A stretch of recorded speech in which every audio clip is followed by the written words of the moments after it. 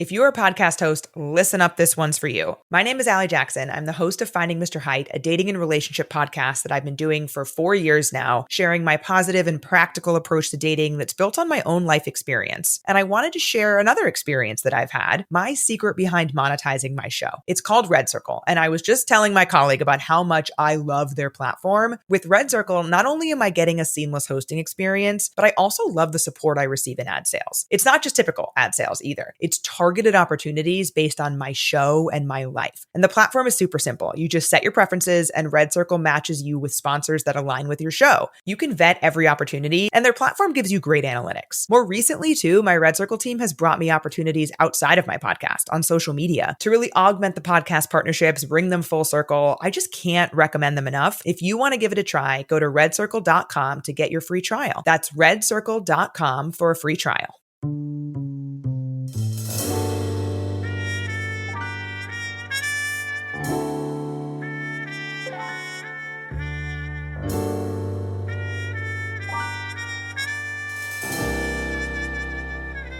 You are listening to Dash, the case of the missing detective. Chapter 2, The Disguise.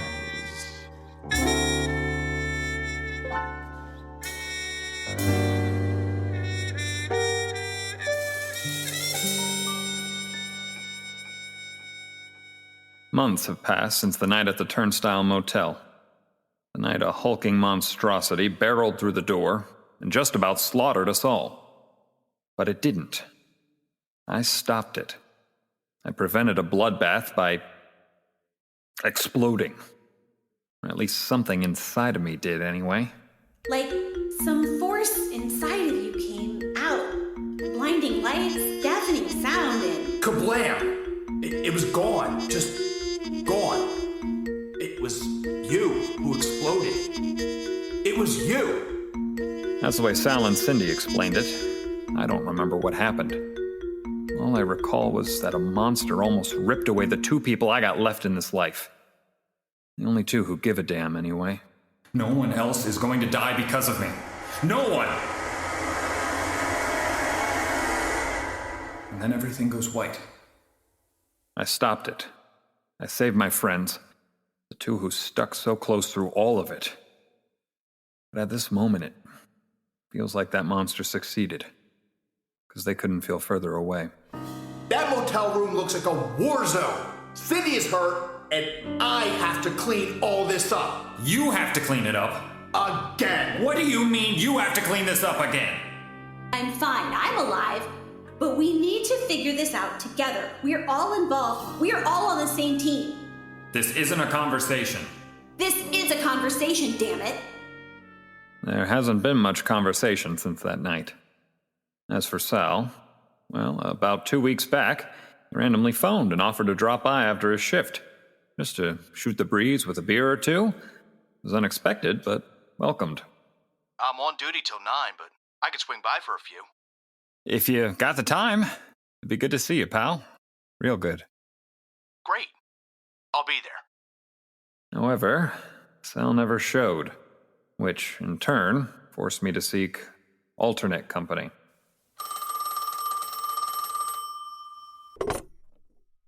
Hello? Hayes. Dash? As it so happened, his wife was out of town with family, so Hayes spent the night. And the next morning...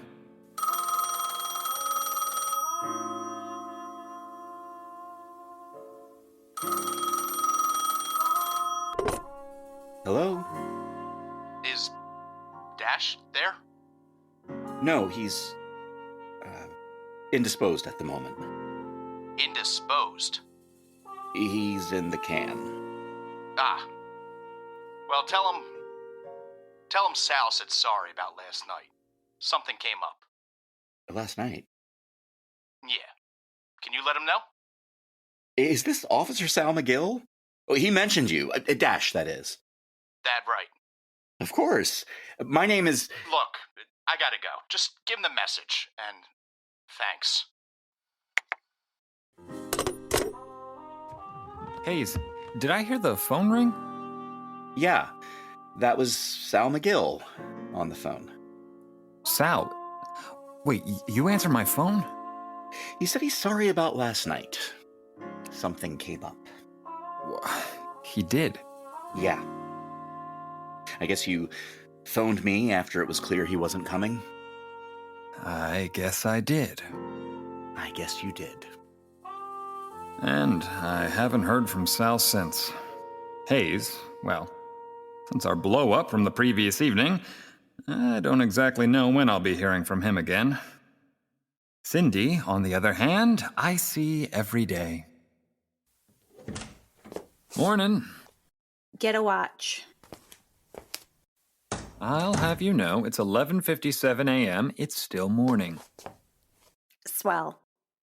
Someone named EF wants you to ring him back. Number's on your desk. Anything else? No. Is there supposed to be something else? Oh, reading Gone with the Wind again? Yes. All of these books on my desk are just different copies of Gone with the Wind. That's what they are. Cindy, Call that number. It's on your desk. Sure. Thanks. That's my job. And that's how it's been, since the turnstile. Since I stopped that monster with some force inside me. That's not all that happened that night. You have a power, Dash Malone. They call it the Ouroboros. That power ends, and that power begins. And that power heals. A man named Griff, who had become invisible by a freak accident, was indeed healed. At least that's one way of seeing it. Or not. After the turnstile, he could control his invisibility, turn it on and off like a light switch. In order to make that happen, events had to be manipulated just so. Griff was working with someone else, or several someone else's. But you came back, and now everything is different. Just like I was told. Who told Griff that I could do something like that? Something I didn't know myself. Something that seems unbelievable. It didn't take long for one of them to take credit. My own personal Jiminy Cricket. Professor Abednego Shoe, at your service. The professor has a habit of popping up when I'm in dire straits, somehow to both show me the way and leave me more confused than I already was. Mr. Griffin's unfortunate accident and condition could never have been foreseen. However, it was an excellent test. Test? Of what? You, what you're capable of, now that you've been marked. Marked with the Ouroboros. Have you noticed it's changed? There used to be 6 snakes encircling each other. There are now only 5. I do apologize about that. As I said, it was a test. A test. Did I pass? Seems like everything I did was right. A man was now healed, a monster destroyed. Everyone made it out alive. So why does it feel like I flunked? Why does everything seem worse than it ever was? And why do I keep hearing, Dash! I don't have any answers. Just questions. And more questions. And more goddamn questions. And liquor. I got that. Doesn't solve anything, but it sure makes the unknown easier to swallow. And I like a man that can hold his liquor. Speaking of, I should probably share some with my current client. It looks like he needs it. Damn it! Sure you don't need a drink? I hate to drink alone. Keep your cheap booze. This son of a gun in a crooked hat sitting in front of me employed my services to dig into some sordid family secrets. And now, when I presented what he's hired me to find, he's not happy about it. He's been quiet, mulling it over and over, which has caused my mind to wander. I hate this rotten business and everyone in it. It's a familiar scenario. Comes with the turf. When I was on the force, all I wanted was to make detective. Not just to solve crimes, but to help those that actually needed it. You had a problem, and a detective from the LAPD turned up. Boy, they'd do everything they could to get you answers, or at least to get you justice. I almost envy that naive thought. But a private investigator? I'm not here to solve or sort problems. I'm just here to confirm them. These pictures ain't real. They can't be. They're fakes. Guy, I am not in the business of being fake. You sure you don't want a drink? Not every day you find your, cousin did you say? You son of a bitch! I'll kill you! You hear me? Hey, settle down. I'll settle you down. This is malarkey. Pure and not a bull. Oh, is it malarkey or is it bull? I should have known better than to ask the likes of you for help. You queer, you fat. And before he can finish what he's saying, I leap across the desk and slam this loser up against my office wall. The plaster cracks just a little against his weight. His crooked hat falls right off his head as he puts up a pathetic struggle. You want to repeat that again? Huh? Oh, go on, say it again. Get off me! Get off me! How about I just break your face, huh? I'll break it so hard that anyone who looks at you... Dash! My wisecracking secretary, Cindy Crenshaw. Let him go. Listen to the lady. Yeah, I heard her. Tonight, when you say your prayers before you go to sleep, you be sure to thank baby Jesus she stopped me. Let him go. I push the man harder into the wall. And then I release my grip on his cheap suit. He shakes loose quickly. He knows he was about to get pummeled, and good. Now, let's take a minute and cool down. I could get the law on you, you know. You could, but considering the pictures we have on your cousin, you may want to think about how that scenario will play out. Oh, is it blackmail, is it? No, just contractual obligation. You're welcome to come with me to the front office and cut me a check so we can conclude this business. Or I can just go back to reading and let you alone with him again. Choice is yours. Fine. Don't forget your hat. Man picks his hat off the floor where it fell. He gives me a dirty look as he heads out to the front office to pay Cindy. I flew off the handle, but he deserved it. I pour myself another drink to cool down. They conclude their business, and before Cindy can come and give me what for, I'm finished my drink. What the hell's the matter with you? I don't know, but I'm sure you're going to tell me. Forget it. I'm leaving. Oh, is that your line now? Anytime things get hairy, you just disappear. I told you yesterday I had an appointment. You did? Yesterday afternoon, to be exact. But who knows how many bourbons you had in you. It was barely 3 p.m. Oh, if that's the case, I might as well catch up. Yeah, you might as well. Keep in mind I need tomorrow off too. I have a thing. It's gonna be all day. Take the day, why don't you? Maybe you should take it too.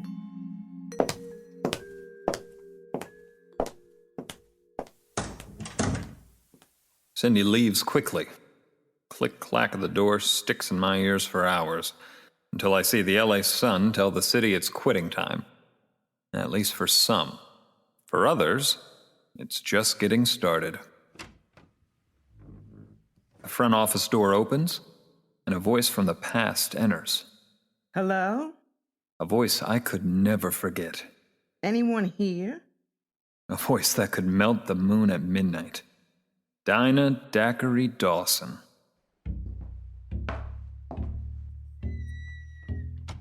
Dash? I freeze as she calls my name.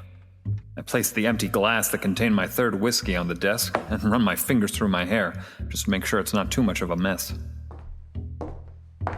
I said hello? In here. Office, in the back.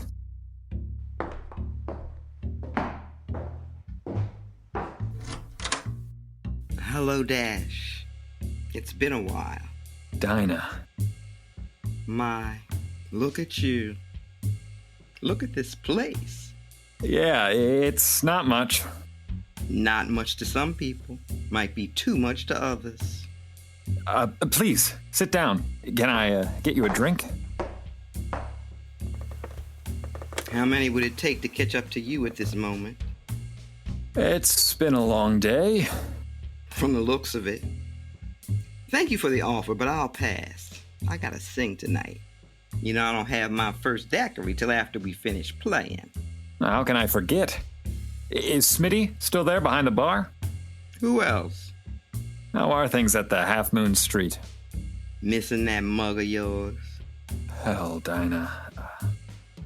It's been a while. It has. For what it's worth, I'm sorry about you and Esther. I heard about that. You heard about that. And yet, I haven't heard from you. I did say it's been a while, didn't I? You did. Esther's her own woman, and I'm mine. We both have different roads to go down at the moment.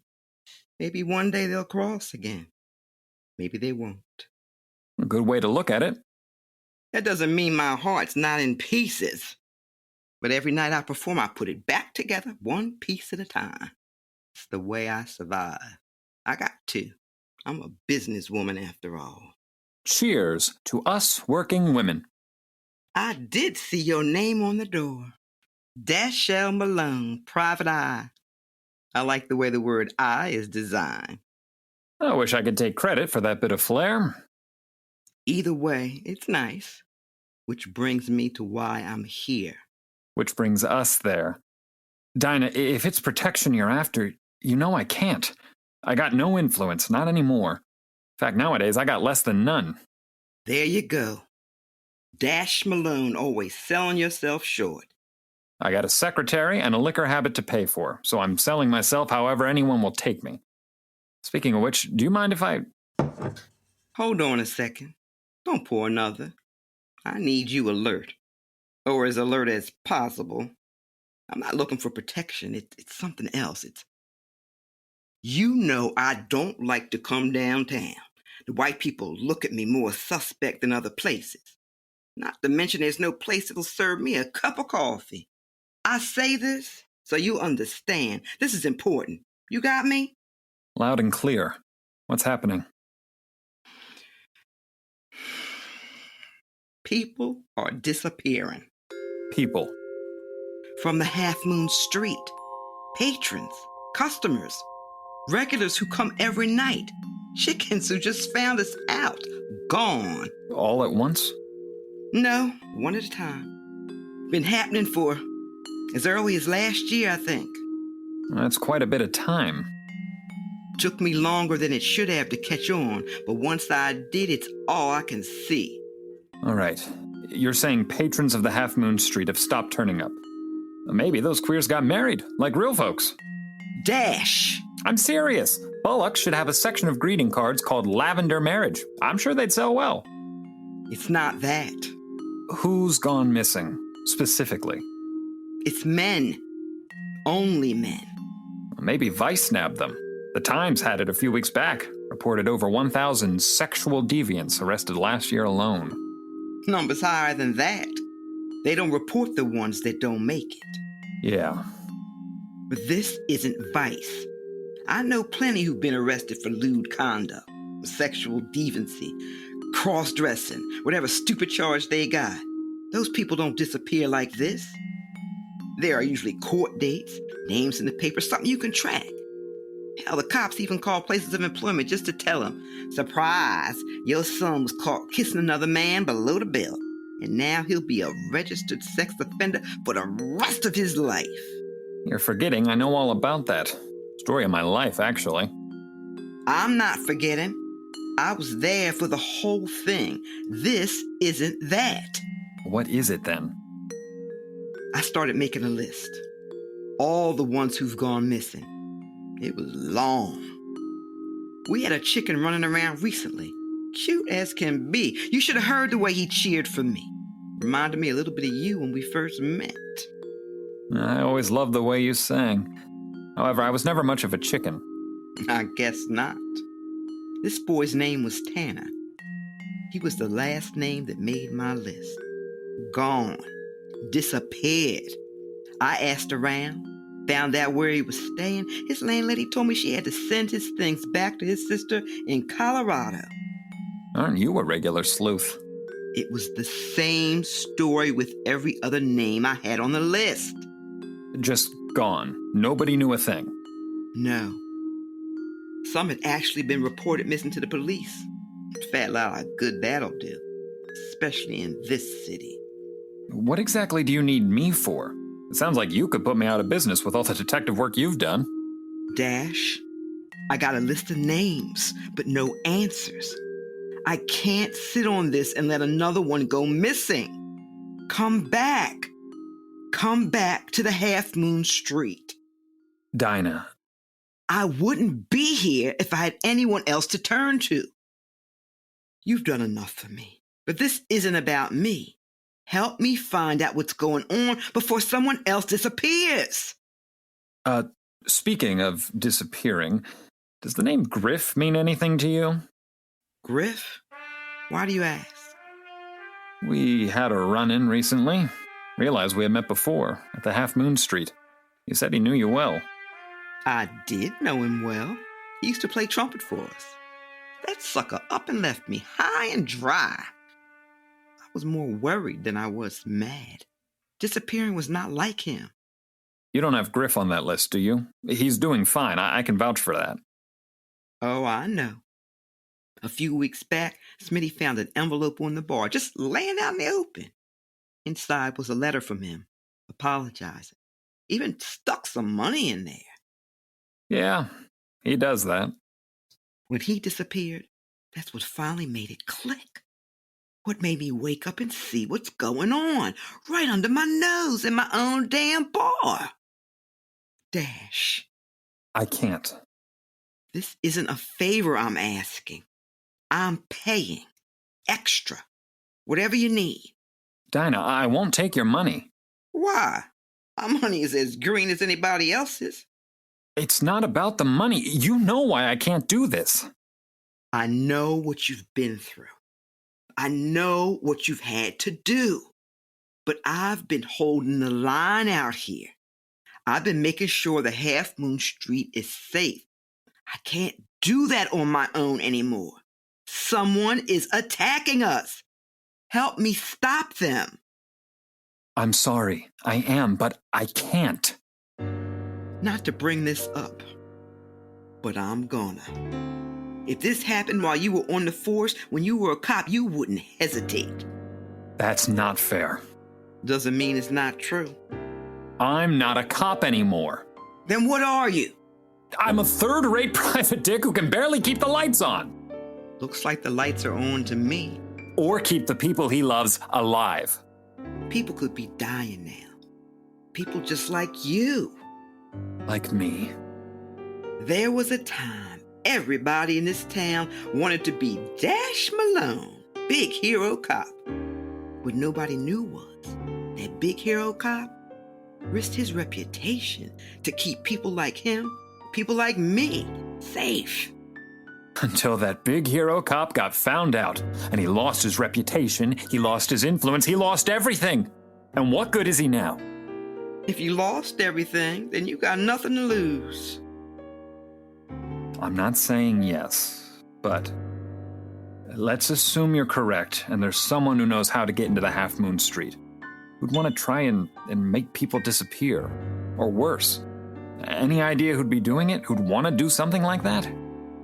Well, the last time Tanner was at the Half Moon Street, Smitty saw him leave with one of our regulars.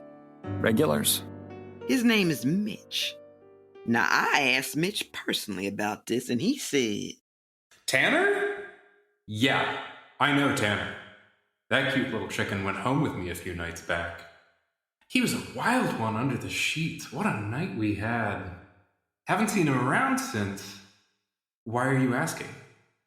Did something happen to him? Oh God, tell me he's all right. Is he all right? And you don't believe this? Something about it. I got a feeling in my gut, you know? I do. So, if you think it's this guy Mitch, but you can't prove it, just ban him from the bar and be done with it. See if your theory's correct. Thought about that. But if I do, and I'm right, that doesn't stop him from doing whatever he's doing somewhere else. It wouldn't be your problem anymore. But it would still be a problem. That's the point. There are other bars and places out there. Not as safe, or in my opinion, as nice as the Half Moon Street, but still. And if not there, there are public restrooms, the Run. The world out there wants nothing more than these men to disappear. They don't care how it's done, but someone has to. If I find out this Mitch guy has nothing to do with it. We keep looking. And if he does? You leave that to me. All I need is answers, and I need you to help me get them. So, I'll have to go undercover. Undercover? Who are you, Lon Chaney? People at the Half Moon used to know me. I recall. You were a real heartbreaker. It wasn't my heart they were after, Dinah. Besides, my notoriety has increased since then. Baby, I hate to break it to you, but you're no Cary Grant. Maybe so. And we'll need every advantage we can get. I don't want this Mitch fella to clam up on me. I hate it when a guy does that. I wouldn't know. Tell Smitty I'll be wearing a white hat. And I'll ask to order this Mitch fella a drink. But not just any drink. A rattlesnake. When do I tell Smitty to expect you? You said this guy's a regular? He's there every night. Then I'll be there tonight. We will return to the case of the missing detective after this commercial break. 3 men, 3 murders, 1 killer, who simply vanished. 30 years later, Crime Adjacent host Chase Patrick returns to Ridgewood to uncover how the nation's most prolific serial killer went undiscovered and why he started killing again in 2023. Crime Adjacent is the never-ending true crime story told weekly. Listen to Crime Adjacent wherever you listen to podcasts.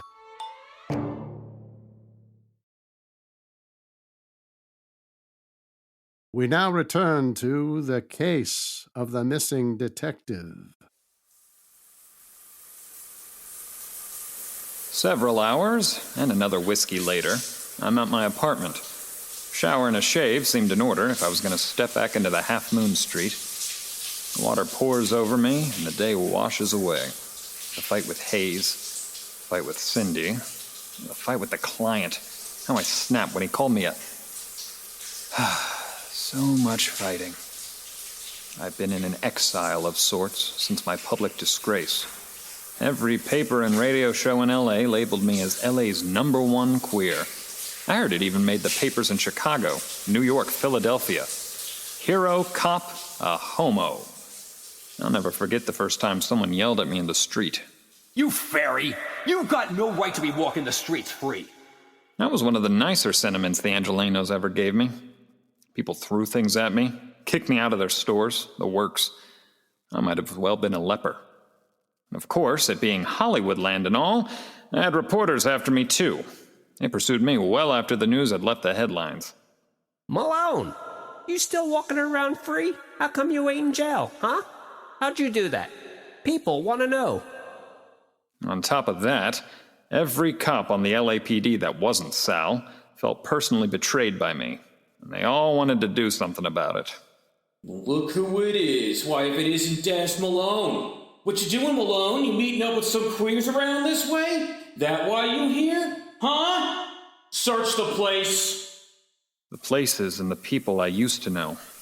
Like the Half Moon Street, Dinah. None of them were safe after that. Not if I was any place near them. Which stands to reason that if I'm going to show face at the Half Moon Street, it can't be mine. I hadn't shaved in over a week. My 5 o'clock shadow started to fill out. The 5 o'clock shadow doesn't work at 1 p.m. I shaved my face clean, except my upper lip. I trimmed that down into a tiny mustache. Not a look I prefer, but not one that says Dash Malone either. As I towel my face off, I notice my right arm where the mark of the Ouroboros has been branded. Doomed. Remembering what Zita Makara had once said. The mark of the Ouroboros is as much a curse as it is a blessing. And noticing what Professor Shu mentioned. There used to be 6 snakes encircling each other. There are now only 5. Normally, I try to forget about this thing, but he's right. There used to be 6. Now there's only 5. They're tiny, hideous heads, each pointed in an opposite direction of one another. Dash. It's changed. Those that hold the mark are imbued with great power, a connection to the gods, and rebirth. Rebirth. A rap on the front door snaps me out of it. I wrap a towel around my waist and rush across my newly clean apartment to get the door. Dash? Coming! Roy! Oh, jeez, Dash. Why aren't you wearing nothing? I'll have you know I am wearing my finest towel.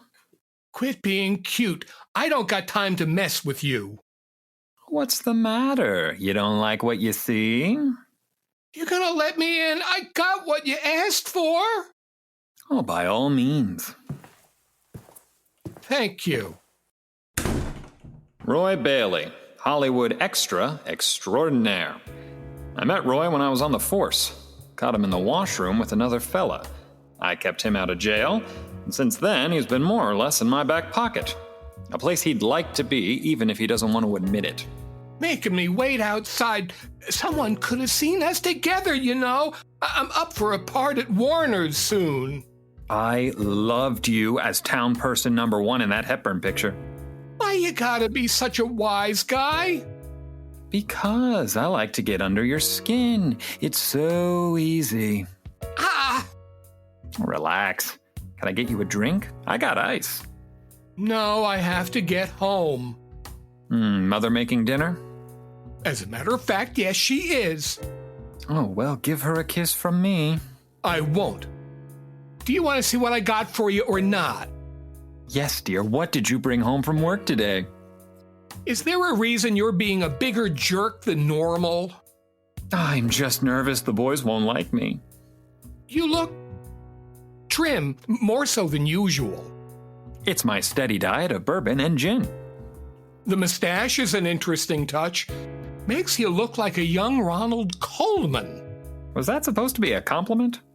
Depends how much you like Ronald Coleman. When did you get a tattoo? What's with the 3rd degree? Are you going to need to strip search me? I can drop my towel if that's what you want. Dash!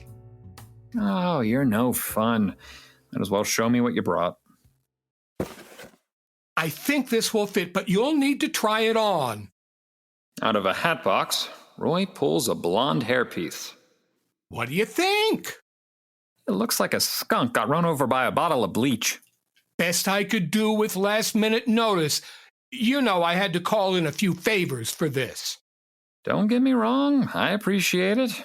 Maybe I'll find out if gentlemen truly prefer blondes. Hey, I read that book. I liked it. Should make a picture out of that. How do you put this thing on? No, don't do it like that. Come here, let me show you. Well, I'm going to be wearing a hat over it. You need to put it on properly or it'll come right off with the hat. You say the sweetest things. There's some tape there, and if it doesn't work, I have some beeswax and resin if we need a stronger hold. Oh, my. This isn't for anything funny, is it? As much as I wish it was, it's only for a case. All right, here, go look at yourself in the mirror. By the way, the place looks nice. Didn't figure you for such a clean apartment. I head into the bathroom and take a look at the stranger in the mirror. I look different. Not like Dash Malone. Like someone nobody knows. Someone without a past. Someone who could be anyone he wanted. I get lost in this thought of a moment before... Dash, the door! I wasn't expecting company. Dash, you in there? Who's that? Sal McGill, my inside on the police force, and a friend. Dash? Simmer down. It's just a cop. A cop? Hey, buddy, Oh, get a look at you. Catch you at an awkward moment? Not at all, pal. Come on in. Oh, what do you think? It's different. Got a little mustache going, too. That's an interesting choice. What's with the getup? Halloween ain't for another month or so. Never too early to dress up is what I always say. I've never heard you say that. Well, sorry. Didn't know you were entertaining. Oh, Officer McGill. This is... Dash! You'll have to excuse my friend here. He's been giving me a makeover, and he doesn't like cops. Nothing to worry about. I can scram. Don't leave on my account. Was just headed out the door myself. Dash, I'll need that back next week. Give my regards to Mom. Monday. Oh, no kiss goodbye? Have a nice evening, officer. Dash, just be careful. None of my business, but he the one I talked to the other day when I phoned? You mean the morning after you stood me up? I still feel rotten about that. It just couldn't be helped. I had an emergency. I know I haven't talked to you. Was driving by, saw that you were home. Figured I'd take a chance and stop in. And, you know, I don't like to stop in unannounced. Yeah, I remember. But, you look like you got plans. You're not even dressed yet, so I'll get out of your hair. Your very blonde hair. I could give Jean Harlow a run for her money, huh? Seriously, you work in a case, or is this really your new look? What do you think? What's the case, and do you need help? Normally, I wouldn't blink twice taking Sal up on an offer for help. But this is the Half Moon Street. And for as much as I love my pal, it's not a place for him. I can give you backup if you need it. I'll free up the time. Pal, I told you, you don't have to clean up my messes anymore. Creasus. You still on about that? You know that's not what I meant. Hey, it's okay. Besides, where I'm going, well, you're a natural blonde, Officer McGill, and I don't want to compete with that.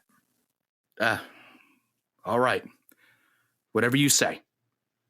Thanks for, stopping in. I appreciate it. I'll catch up with you. Yeah. I'll catch up with you.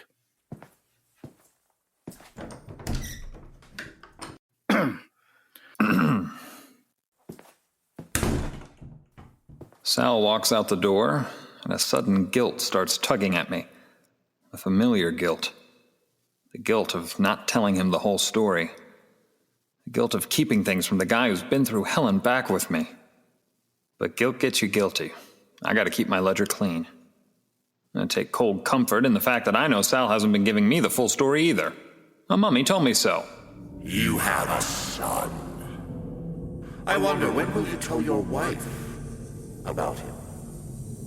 I will kill you! It was put out there for everyone to hear. Sal knows I heard it, but he hasn't said squat. Hasn't said squat about having a kid. With everything that's gone on between us, I thought we may have gotten over keeping things from each other. I thought we both did. I guess I was wrong. I leave it there, as I have to gussy up for the evening. Heading into the bedroom, I open my rickety dresser and pull on my fanciest pair of jockeys. I slip on a clean white A-shirt and tuck it into the nylon. I catch myself in the mirror again. Who is this blonde man in his underwear staring back at me? I guess we're gonna find out. Thankfully, Cindy cleaned and ironed my spread collar, baby blue, long-sleeve button-down, which I'll touch up with a pair of pearl-colored cufflinks. A blue and black diagonal striped tie with a Windsor knot make the picture. I step into a pair of pleated pale gray slacks, which are held up by gray suspenders, hidden by a roll-collar vest and matching window pane jacket, complete with double-breasted peak lapels. Checking to make sure both my socks are identical, and they are, I slip on a mostly unscuffed pair of Oxfords. I tuck a baby blue pocket square in my jacket pocket and put on my Hamilton watch with a worn black leather strap. I told Dinah that Smitty the bartender would know me by a white hat. Reaching for an unopened hat box in the back of my closet, I remove a white fedora that Hayes had given me last month as a token of affection. I saw it and I thought of you. Mind you, I have never worn a white hat in my life. Thought it would fit your style. And I have zero intention to. I know you'll get a lot of use out of it. You ever have someone give you something that you just know you're never gonna use? I just wanted to do something special for you. Well, I guess it's the thought that counts. What exactly it counts for, I'm not quite sure. However, I kept it at the back of my closet, just in case. And since Dash Malone wouldn't be caught dead wearing a white hat, my new blonde alter ego has a complete look. For you. A gift. A gift. The gold ID bracelet sits on top of my dresser. The one I had gifted Plink. The one Plink had engraved in Egypt and gifted back to me. Engraved with an ancient prayer given by the gods to two fellows with names longer than a grocery list. Kumonotep and Nyankunam. Or Ken and Nick, as I call them. This prayer that Plink had engraved into the metal somehow connected Ken and Nick to each other many centuries ago. I believe Plink was gifting this back to me, with the prayer intact to somehow connect us, more so than we had ever been. Just know what it says is written on my heart. And it did.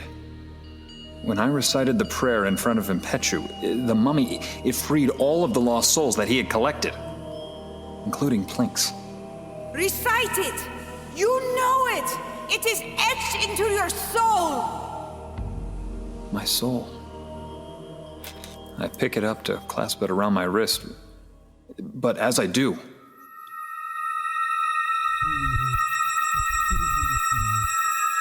I'm not leaving your side. I'll always be here. The next time we meet, you'll understand. I promise. Whoa. I grab hold of the rickety dresser and steady myself. It happened. Again. Plink. I shake off whatever that was, and I make a choice. I'm going to leave the bracelet here.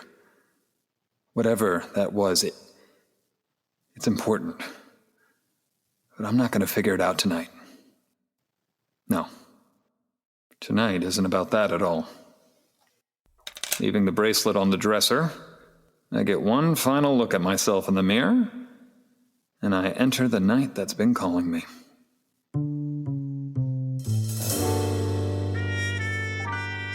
You have been listening to Dash, the case of the missing detective, starring Jared Calhoun, Sara Luciano, Jay Mazzola, Thomas Robert Irvin, Deborah Billups, Leigh Jacobs, Walter McCready, Joel Gerlach, Griffin Horn, Richard Dietz, Christopher Tolomeo, Shanna Massad, Christopher Lenz, Mick Loro, and Carlos Jiga.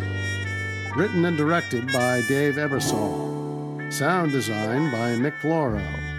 Music by Christopher Tolomeo and Mick Loro. Cover art by Vinnie Rico. Executive producer Mick Loro. Dash created by Dave Ebersole and Delia Gable. Dash the Podcast is a Light Booth Blackout production. Stay tuned in 2 weeks for the next chapter of The Case of the Missing Detective. Of course, you can hear it early and ad-free on Patreon. Patreon.com/lightboothblackout. Thank you for listening. I'm John Barker. Until next time, keep your eyes peeled. Once you know what to watch for, you always know there's more to the story.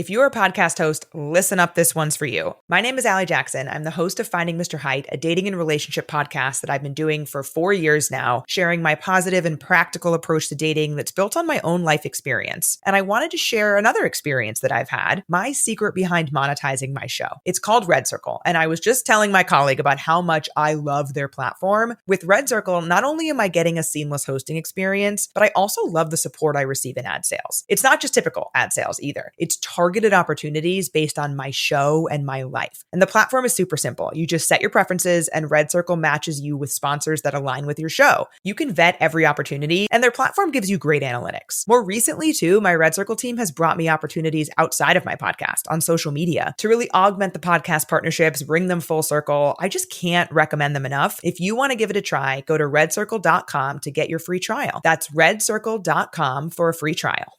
30 years ago, in a small Bay Area town, a killer kidnapped 3 men and dumped their bodies in a secluded valley just off Interstate 80. But then, just as quickly as the killings began, they suddenly stopped. The men and their murder were quickly forgotten, overshadowed by other notorious serial killers prowling the same Bay Area roads.